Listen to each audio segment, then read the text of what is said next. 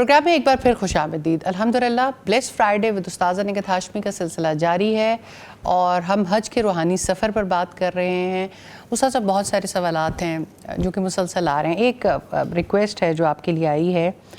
طلحہ ناصر صاحب کہتے ہیں کہ آپ استاذہ ضرور اس پہ بات کریں کہ لوگوں کے لیے کیا یہ آسانی ہونی چاہیے. ویسے تو روڈ ٹو مکہ کا پروجیکٹ ایک آیا ہے جس پہ گورنمنٹ آف پاکستان بھی کام کر رہی ہے, لیکن لوگوں کی یہ ریکویسٹ ہے کہ بائی روڈ حج کی اجازت دی جائے, یا جو ہے جیسے پہلے بحری جہاز کے تھرو انسان حج پہ جاتا تھا کیونکہ اس سے اخراجات میں بہت کمی آ جاتی ہے.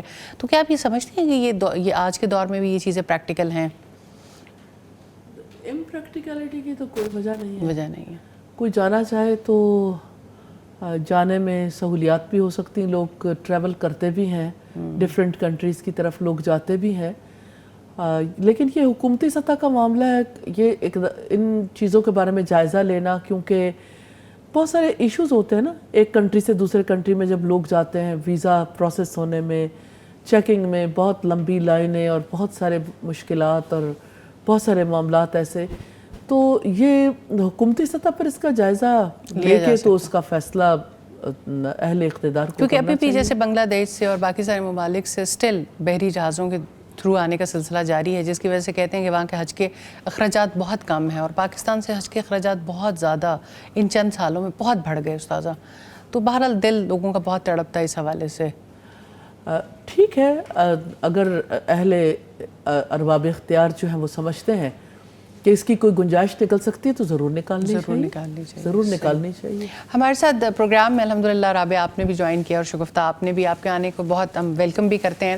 رابعہ پچھلے پروگرام میں بھی آپ بہت چاہتی تھیں اور مجھے یاد ہے کہ جب ہم حج ٹرانسمیشن کر رہے تھے اور آپ وہاں سے ہمارے سے جوائن کر رہی تھیں, رابعہ کا بہت دل تھا کہ بہت دل تڑپتا ہے کہ اللہ تعالیٰ ہمیں بھی حج کے لیے وہاں جانے کی سعادت نصیب کرے. کوئی خاص دعا, اور پھر جب یہ دل جب بہت زیادہ تڑپتا ہے تو آپ ایک دعوت و تبلیغ سے منسلک خاتون بھی ہیں, تو پھر کس طرح سے اس الحمدللہ اللہ تعالیٰ کی رحمت سے, جیسے ابھی بھی بات ہو رہی تھی استاذ جی جس طرح سے دلیل کی روشنی کی بات کر رہی تھی, اور ریئلی جب آپ کو دلیل کی روشنی ملتی ہے تو آپ کو لاجک سمجھ آتی ہے.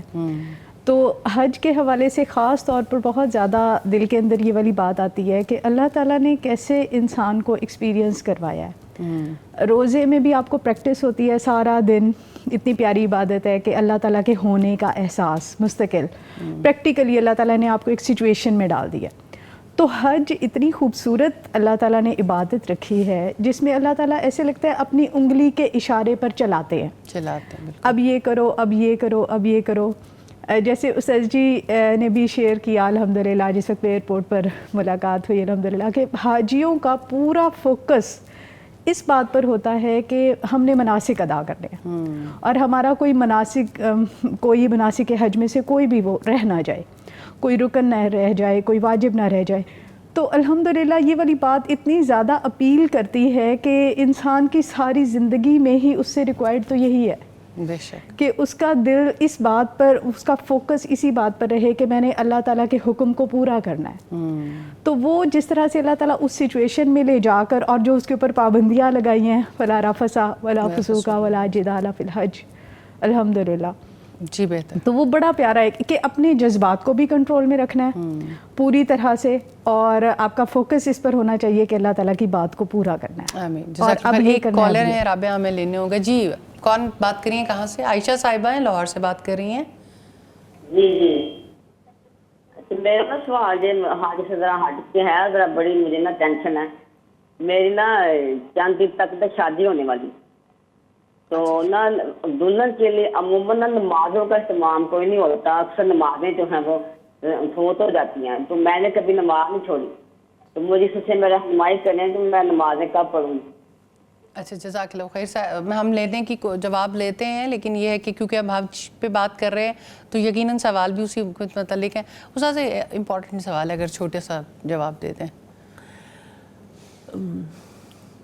جیسے آپ عام زندگی میں نمازیں پڑھتے ہیں ایسے ہی شادی کے کپڑے پہن کے بھی پڑھ لیں. ہاں, کوئی شادی کے کپڑے روکتے تھوڑی ہیں نماز پڑھنے سے. تو یہ ہے کہ لوگوں کو یہ فیل ہوتا ہے کہ میک اپ کر کے بیٹھے ہیں, تو اب اس وقت پہ اگر پہلے سے آپ نے وضو کیا ہوا ہے تو آپ کے لیے مشکل نہیں ہے. مشکل نہیں ہوتی. شادی اگر یعنی دن کی ہے تو ظاہر ہے کہ اس میں دن کی نمازیں ادا کرنی آسان ہے، لیکن اس کے بعد آپ کو جو ہے باقی نمازیں اس میں مشکل پیش آتی ہے. اور اگر آپ کا وضو قائم ہے تو پھر آپ ساری نمازیں ادا کر سکتے ہیں. اور اگر رات کی شادی ہے تو آپ نمازیں اپنی جگہ پہ پڑھتے ہوئے پھر یعنی باقی فنکشن آپ اٹینڈ کر سکتے ہیں. نیت ہو تو مشکل نہیں ہے. where there is will there is a way. جی بالکل راستہ تو اگر آپ کا ارادہ ہے، آپ نے کبھی نہیں چھوڑی، ہم اللہ سے دعا کرتے ہیں اللہ تعالیٰ آپ کو توفیق دے. جزاک اللہ خیر استاذہ. حج سے متعلق کوئی بھی ایسا سوال ہو جو بالکل پوچھا جا سکتا ہے، ہماری کوشش ہوتی ہے پروگرام میں ریلیونٹ کوسچنس کو لیں تاکہ زیادہ سے زیادہ فائدہ ہو سکے. جی شگفتہ کس طرح سے آپ آج کل بچوں کو ایک کورس بھی کروا رہی ہیں اور حج کے دنوں میں آپ نے ایک بڑا اسپیشل پروگرام بھی کروایا، تو کس طرح سے بچوں کو سکھاتی ہیں جب یہ دن آتے ہیں، اور آپ اس کے بارے میں ضرور شیئرنگ کریں. جی فیصل، الحمدللہ یہ ہم ان دنوں میں ایک سمر کیمپ سارٹ آف آپ کے لیے کہ بچوں کی گرومنگ کے لیے الحمدللہ کروا رہے ہیں. اس میں ہم نے ان ڈیز میں اسپیشلی ہم نے سیلیبریٹ کیا حج ایکٹیویٹی کے لیے. جی آپ نے خصوصی طور پہ 10 دن رکھے جی ہوئے تھے. 10 ڈیز تھے، اور اس میں تھا ہی اس کا موٹیو یہی تھا کہ بچوں کو حج کے حوالے سے، عشرہ ذی الحج کے دنوں کے حوالے سے اور قربانی کے لیے اسپیشلی ایجوکیٹ کیا جا سکے. صحیح. اور مجھے اتنا زیادہ اس بات پہ فیل ہوا کہ الحمدللہ بچے واقعی وہ ایسا ہے کہ ایک وہ کہتے ہیں نا صاف سلیٹ ہے، یہ ایک تختی ایسی صاف ہے جس پہ آپ جو لکھ دیں گے وہ وہی کر رہے ہیں، لکھا جائے گا. تو وہ اتنا پیارا تھا کہ 3.5 ایئر سے بچوں سے لے کے 9 ایئر کے بچوں کا یہ ایج گروپ تھا. اچھا صحیح. اور اس میں بچوں نے لائک یہ کہ پورا وہ 5 ڈیز جتنا سیلیبریٹ کرتے ہیں، وہ عرفات کے ڈیز ہیں یا وہ ہمارے پاس منع کے ڈیز ہیں، یہ کہ حج کے دنوں کی جتنی ایکٹیویٹیز تھی وہ، اور احرام باندھنا، وہ اتنا اچھا لگا. بچوں نے احرام باندھنا سیکھا. اچھا اور بچے، اور اس کے بعد بچوں نے لائک یہ کہ ایک ماڈل بنائے پورے، جس میں خانہ کعبہ بھی اور پوری جمرات اور صفا مروہ کی اور اتنی اچھی ایکٹیویٹی سب. یعنی اس ایج گروپ میں جو بھی استاذہ بھی پروگرام میں پہلے بات کری تھی، اگر ہم بچوں میں شوق بیدار کریں تو یہ کتنی اہم چیز ہے. استاذہ ایک کالر ہے، ہمیں دوبارہ لینا ہوگا. جی اقرا صاحبہ ہیں سیالکوٹ سے.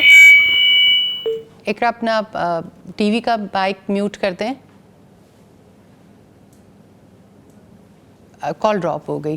جی استاذہ کتنی امپورٹنٹ بات ہے جو شگفتہ کر رہی ہیں کہ چھوٹے بچے کے اندر بھی اگر آپ یہ مناسک حج اور بچوں کو ایکٹیویٹی چاہیے، اور اس میں اتنا انٹرسٹ ہے بچوں کا. الحمدللہ. آپ کو یاد ہے ہم ایک اسکول میں گئے تھے شارجہ میں. جی آپ نے پہلے تو وہاں پہ یعنی خطبہ حج بھی ہوتا ہے، یعنی بچے کو کھڑا کرتے ہیں کہ اب آپ خطبہ حج دو.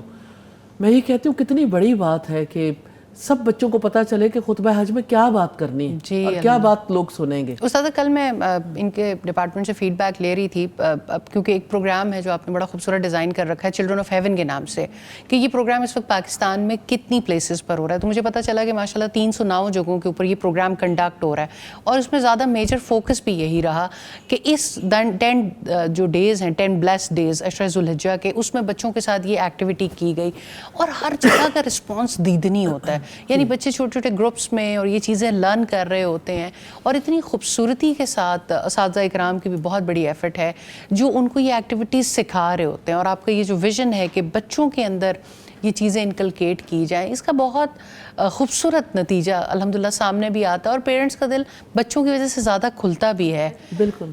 اس میں یہ بھی ہے کہ بچوں کے اندر نا اس گھر میں جانے کا شوق بہت بیدار ہو جاتا ہے. الحمدللہ. اور یہی بات ابھی تھوڑی دیر پہلے بھی کر رہے تھے کہ ینگ ایج میں اور بچپن سے بچے کے اندر اس کے پلان میں یہ چیز بھی شامل کی جائے. جیسے ابھی ہمارا الحمدللہ جب حج ڈے سٹارٹ ہوئے، ایون ذوالقعدہ سے ہی حج کے مہینے جب سٹارٹ ہوئے، تو ہماری جو اپنی کلاس ہوتی ہے جو فجر کے بعد صبح سے اور رات کو بھی ہوتی ہے، تو اس میں دیکھ رہی تھی کہ جس وقت پہ وہ ہم چلاتے تھے تو شروع میں ہی لبیک اللہم لبیک کی صدائیں ہوتی تھی، تو میرا بیٹا فوراً مطلب یہ ہے کہ وہ اٹھ بھی جاتا تھا اور وہ مستقل اس کو دیکھتا رہتا تھا، کیونکہ ویڈیو بھی چل رہی ہوتی تھی طواف کی ویڈیو، اور اس کے اندر اتنی زیادہ ایک شوق بیدار ہوا، ماما ہم کب جائیں گے، ہم یہاں کب جائیں گے اللہ تعالیٰ کے گھر. اور اگر اسے کہیں بھی پتہ چلتا ہے نا تو وہ بتاتا ہے کہ ہاں میرے ماموں بھی گئے تھے، وہ تصویریں بھی دیکھتا ہے یا کوئی بھی ایسا ہوتا ہے تو.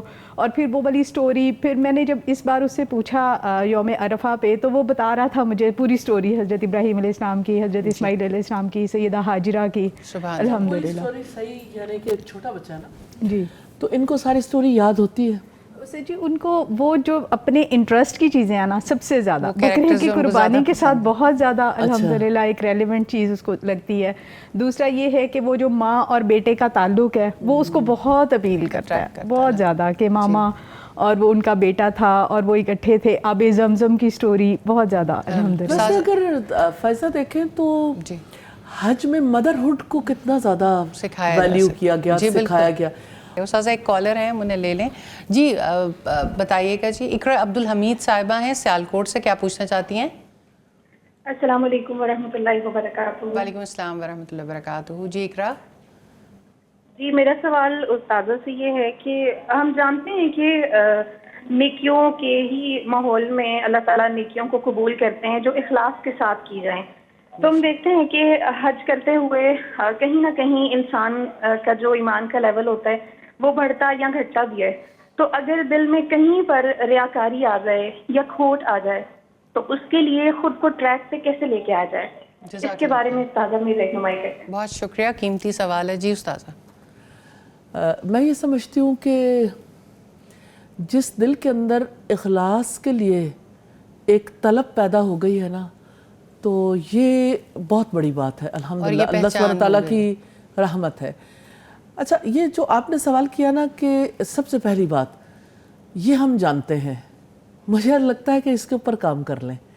جب ہم کہتے ہیں نا یہ ہم جانتے ہیں, تو اس کا مطلب یہ ہے کہ ہم دوسروں کو یہ بتانا چاہتے ہیں کہ ہمیں پتہ ہے, اگرچہ ہم سوال کر رہے ہیں لیکن ہم پہلے سے ہمیں معلوم ہے. اب یہ والی بات جو ہے نا, یہیں سے اگر آپ دیکھو گے تو آپ کو پتہ چلے گا کہ اخلاص میں کمی آ جاتی ہے. اگر مجھے کسی چیز کا علم ہے تو اللہ سبحانہ تعالیٰ کو تو معلوم ہی ہے, پھر میں کسی کو کیسے بتا رہی ہوں. یہ میں نے ایک ایگزامپل لائیو لی یہیں پہ بات چیت کے دوران. اب بات یہ ہے کہ اخلاص کے اپوزٹ جا کے دیکھیں تو نفاق ہے نا, کھوٹ. ایک چیز خالص ہے اور ایک چیز کھوٹی ہے. نفاق جو ہے نا وہ بنیادی طور پر کیا ہے, نفاق میں کیا بات ہوتی ہے, نفاق کے روٹ پہ اگر غور کریں, نون فا قاف نفق سرنگ کو کہتے ہیں, دونوں طرف سے کھلی ہوتی ہے.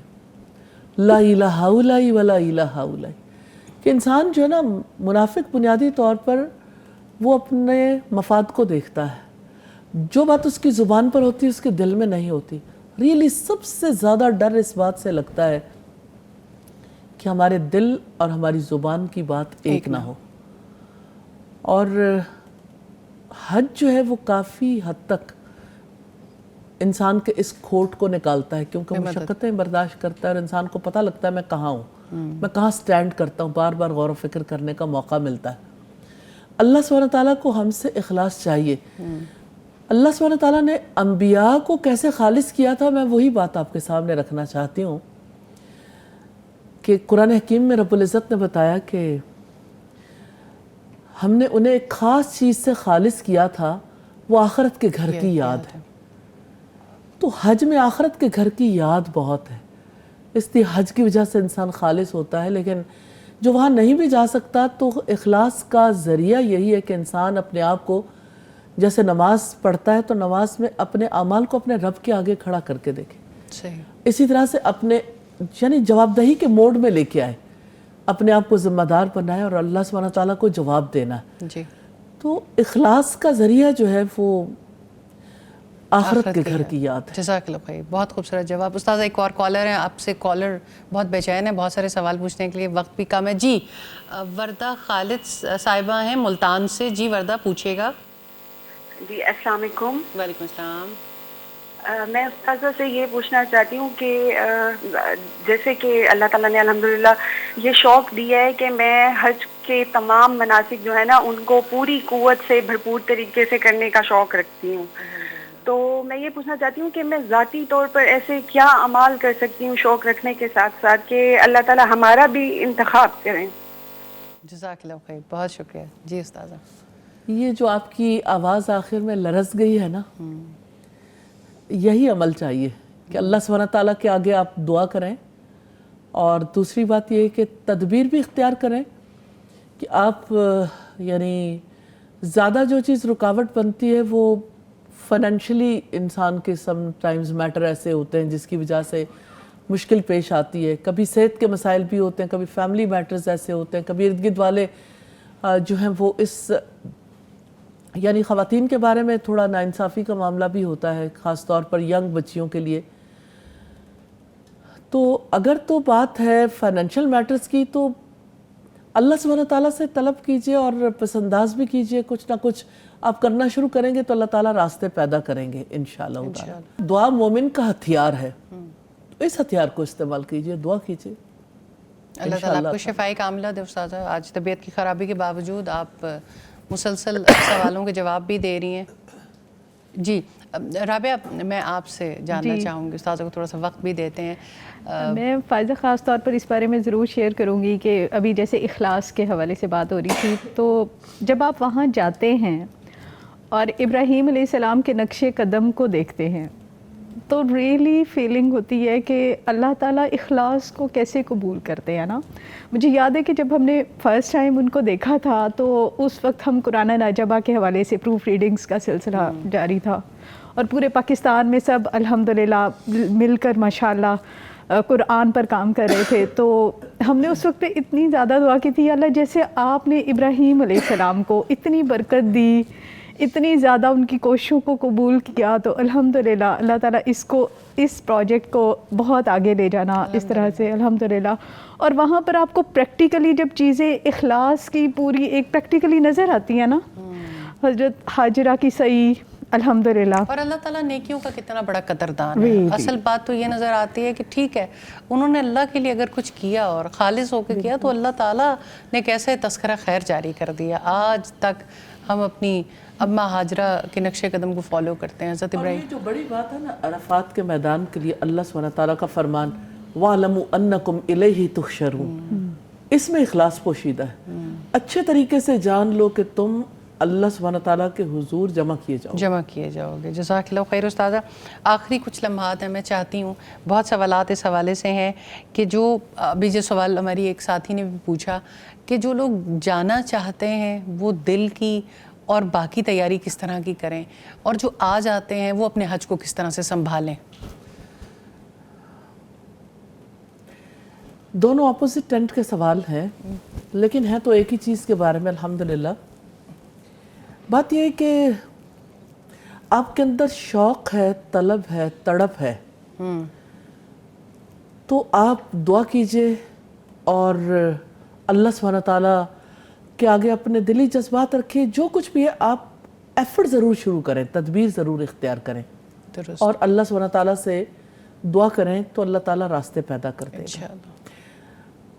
دوسری بات یہ کہ اگر شوق نہیں ہے، طلب اور تڑپ نہیں ہے، تو پھر اس سے پیچھے ایک بیک سٹیپ پہ جا کے کوشش کرنے کی ضرورت ہے۔ پھر حج کے بارے میں جانیے، حج کیا دیتا ہے، حج کی فضیلت، حج کے باقی معاملات، اور حج کا انسان کی زندگی پہ کیا اثر ہوتا ہے، ان چیزوں کو سمجھنے کی ضرورت ہے۔ ایسی چیزوں کو باقاعدہ طور پر مجالس میں بھی، لیکن 1 to 1 ملاقات میں بھی لوگوں سے پوچھنا چاہیے۔ بہتر۔ اب جہاں تک باقی واپس آ کے تو اس کے اثرات برقرار رہنے کی بات، اس کا بہت زیادہ تعلق آپ کے ارادوں سے ہے اور اللہ سبحانہ تعالیٰ کی توفیق سے۔ مجھے ایسا لگتا ہے کہ ہدایت کی جو تعریف کر دی ہمارے اسلاف نے، بہت بڑی بات، نفع مند علم اور عمل صالح کی توفیق کا نام ہدایت ہے۔ تو آپ ہدایت کے راستے پہ رہنا چاہتے ہیں، آپ دعا کرتے ہیں اہدنا الصراط المستقیم، کہ ہمیں سیدھے راستے پر چلا دے۔ تو آپ حج سے واپس آ کے چلنا چاہیں، حج پہ جانے سے پہلے چلنا چاہیں، زندگی بھر چلنا چاہیں، اثرات آپ پر تبھی رہ سکتے ہیں جب آپ نفع مند علم، اس کے لیے تا حیات سٹرگل کریں اور عمل صالح کی توفیق اللہ تعالیٰ سے مانگتے رہیں۔ تو میں تو یہی کہوں گی کہ جن لوگوں نے اللہ سبحانہ تعالیٰ کی اس کتاب کو نہیں پڑھا اور رسول اللہ صلی اللہ علیہ وسلم کی حدیث کو نہیں پڑھا، سب سے پہلے وہ ارادہ کریں کہ اگر اس راستے پہ چلنا ہے تو اس کا علم حاصل کرنا ہے، نمبر 1۔ نمبر 2 یہ ہے کہ اللہ سبحانہ تعالیٰ سے دعا کریں گے تو اللہ تعالیٰ اس کے اسباب بھی پیدا کریں گے۔ اور پھر یہ ہے کہ جیسے واپس آنے کے بعد ایک بات بار بار جو ہے وہ اپنے آپ کو ریمائنڈر بھی دینا چاہیے کہ اللہ سبحانہ تعالیٰ نے مجھے حج پہ یوں ہی تو نہیں بلایا، یہ سفر بے مقصد تو نہیں کروایا، بے شک اتنی بڑی اپرچونٹی کو میں کیوں ضائع کروں؟ اگر اللہ سبحانہ تعالیٰ نے میری زندگی میں یہ موقع رکھا، مجھے چانس دیا، تو اللہ سبحانہ تعالیٰ سے توفیق مانگیے کہ یا اللہ اس کو جاری رکھنے کی بھی توفیق عطا فرما دے۔ کہ میری نمازیں بھی بہتر ہوں، میری اذکار دعائیں بھی بہتر ہوں، میرے انسانوں کے ساتھ تعلقات بھی بہتر ہوں، اور میرے جو اخوت کا رشتہ بہتر بنانے کے لیے حج میں کوشش کی، یہاں بھی بہتر بنانے کی اللہ تعالیٰ توفیق دے. اور جیسے وہاں پر لا رفث ولا فسوق ولا جدال فی الحج کے لیے کوشش کی تھی، تقوی کے لیے کوشش کی تھی، اب زندگی بھر اسے جاری رکھنے کی اللہ سبحانہ تعالیٰ توفیق عطا فرمائے. آمین. جزاک اللہ خیر. استاذہ بہت شکریہ، طبیعت کی خرابی کے باوجود آپ نے وقت دیا اور اپنے ایکسپیرینسز کو شیئر کیا. اللہ تعالیٰ آپ سے ان تمام اعمال کو قبول کرے. رابعہ آپ کے آنے کا بھی بہت شکریہ، شگفتہ آپ کے آنے کا بھی بہت شکریہ. انشاءاللہ اللہ رب العزت سے دعا ہے کہ جو بھی حجاج کرام اس بار حج کی سعادت نصیب ہوئی ہے جنہیں، اللہ تعالیٰ سب کو حج مبرور کی توفیق عطا فرمائے. اور یقیناً اللہ تعالیٰ کا بلانا بھی اس بات کی دلیل ہوتا ہے کہ انسان کے حق میں یہ ہدایت کا پروانہ جاری کر دیا گیا ہے. انشاءاللہ بلیس فرائیڈے کا سلسلہ اسی طرح سے جاری رہے گا. اگلے ہفتے اگلے جمعے کو اسی وقت 10 سے 12 بجے کے درمیان اور موضوعات کے ساتھ اگر زندگی رہی تو آپ کی خدمت میں حاضر ہوں گے. اللہ تعالیٰ ہم سب کو نیکیوں کی توفیق عطا فرمائی رکھے اور برائیوں سے دور رکھے. جزاک اللہ خیر. اب نیکسٹ پروگرام تک اجازت دیجیے. السلام علیکم ورحمۃ اللہ وبرکاتہ.